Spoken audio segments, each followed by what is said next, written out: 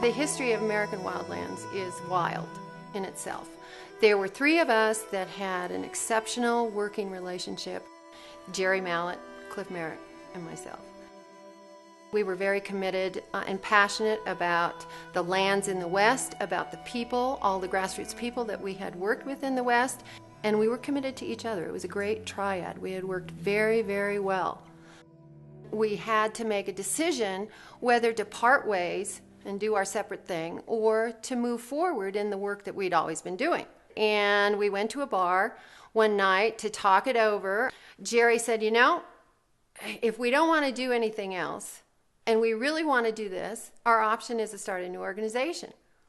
And I said, done. And I took out $100 and I slapped it on the table and I called it Adventure Capital.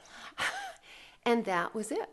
December 22nd, 1977, the papers came through and we were incorporated, and that was the beginning.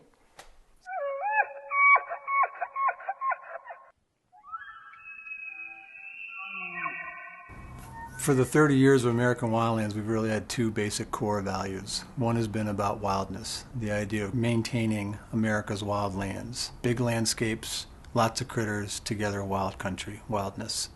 Secondly, is that people are part of that equation and making connections with people on the land so that they're able to protect the land. So we work with all kinds of different folks, have been for years, and those connections are not just ecological, but they're also community and human connections. In the constellation of organizations, American Wildlands is unique. And the reason it's unique is in part because throughout its history, it's done a couple things that others don't do. One is we always led from behind. We always went to the grassroots. We provided support. We provided information. We provided access. We provided contacts. And leading from behind is a very different strategy, and I would have to say a very effective one over time. Hard to raise money for, but very effective over time. Here in the Northern Rockies, what we're really trying to do is retain some Old West values in the face of New West development, or New West attitudes, or New West appreciation. And those Old West values really are wildlife and wild lands and a rural landscape. And there's not many places in the country where you can find the abundance of both of those that you can here in the Northern Rockies. And yet what's threatening is our desire to want to go be a part of that. And so we really need to work with all the people that love this place and figure out how not to love it to death. It was probably 30 or 40 years ago that people started to realize that connectivity of habitat is utterly crucial to the conservation enterprise. You can't save species and ecosystems in small patches. It just doesn't work. You need things to be connected, and you need travel corridors if you don't have huge areas to connect the smaller areas that you are able to preserve. So those corridors, those wildlife corridors between this patch of protected land and that patch of protected land are just utterly crucial to maintain the genetic and the demographic viability of populations.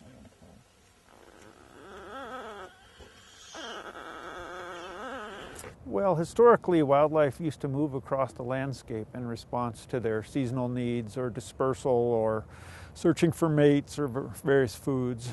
And what we did as humans is we started to fragment the landscape through highways and human development. What we've done is fragmented populations and habitats for wildlife. So it's roadways and it's site development in combination. And some animals either avoid those places and don't cross, or they go into those places and they often die because they get into trouble with people. If fragmentation is allowed to proceed, what we'll end up with is small island populations of species. And island populations are really vulnerable to multiple things. They can suffer from loss of genetic diversity because you get inbreeding depression, so you'll get genetic problems. You also have loss of resiliency. These populations will get really small in these small isolated islands. And small populations, there's not enough animals in there to reproduce. Now with climate change coming, we want increased levels of resiliency so that animals can move in response to changes in food distribution with climate change. And if we preclude their ability to move through all these human developments, they won't be able to respond. The irony is that people move here because of the beauty and the nature that's here, and by their very presence in these mountain valleys, they make these areas much more fragile, and these animals much less likely to survive in the future. We need to identify where those areas are and implement conservation action in those places right away. We only have about 10 or so years, and all those movement opportunities will be gone in the Northern Rockies.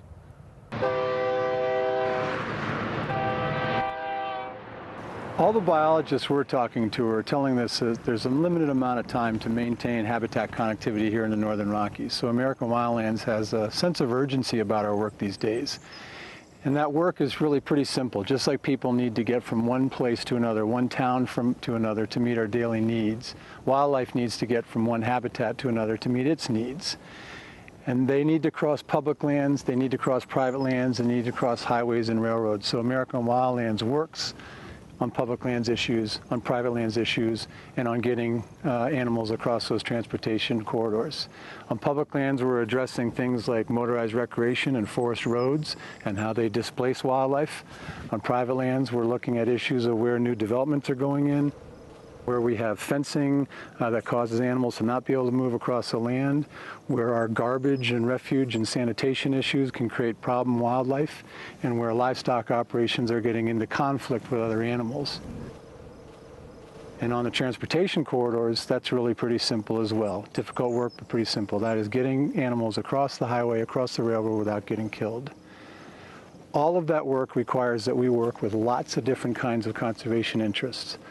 Federal agencies, state agencies, private landowners, other conservation organizations, in wanting to pull everybody together to look at the threats there are to connectivity, to look at the opportunities we have for maintaining that connectivity, and to figure out what kind of plans we need to institute that'll make sure that animals can move across those corridors from one place to another. Behind me here is Bozeman Pass, and it's one of American Wildlands' quintessential examples of our working group model, where we have a public lands issue, a private lands issue, and the highway issue. In the background is the Gallatin National Forest, where we've worked with other conservation organizations on addressing motorized recreation and their impact on wildlife. In the foreground is private lands, and we worked with some county planners and some local and regional land trusts to figure out how to get some conservation easements on some particular lands that wildlife are using. And in the middle there is Interstate 90, and we're working with the Montana Department of Transportation and with other interests to make sure that animals can get across the highway. One of the projects we just finished real successful is the idea of putting a bunch of fencing up to force the animals to use a railroad underpass instead of going over the highway. We chose to direct the wildlife under that railroad underpass because there's only about 20 trains a day using that railroad versus about 20 cars or trucks a minute using the highway. So it's just a lot safer for the wildlife to go under the highway as opposed to over the highway. The most inspiring part of this working group model, of our effort to make habitat connections happen by way of human connections in our working group, is the fact that there's a lot of power that comes from that collaborative effort. All those people that we get to work with, all that effort focused on keeping wildlife connected, keeping habitats connected, is something that allows us a lot of success. There are a few things that I really like about American Wildlands. It's science-driven. It pays attention to those findings and those options that professional ecologists and other scientists deliver to us. It's very much informed by important scientific work, important thinking on matters like connectivity and wildlife corridors. And it's run by people I know and have known for a long time, people I trust. I trust their intelligence, I trust their commitment, I trust their anchoring in this particular place and in Montana and in the Northern Rockies. They've been here working on these things a long time. I'm confident that they're going to be here a long time. They're in it for the long haul, and I respect them. Why would someone donate time or money to American Wildlands? Well, we're in a race, and it's time for all hands on deck. And the Northern Rockies is not a national park, it's a national treasure. It belongs to all of us. And I want to support, and I hope you will support, other people will support, an organization that has a proven track record, that's innovative, that has no fear to go out and say what needs to be said, and advocates, but not at the expense of communities. American Wildlands work is replicable, nationally and internationally. So it's an investment that keeps on giving dividends over and over and over.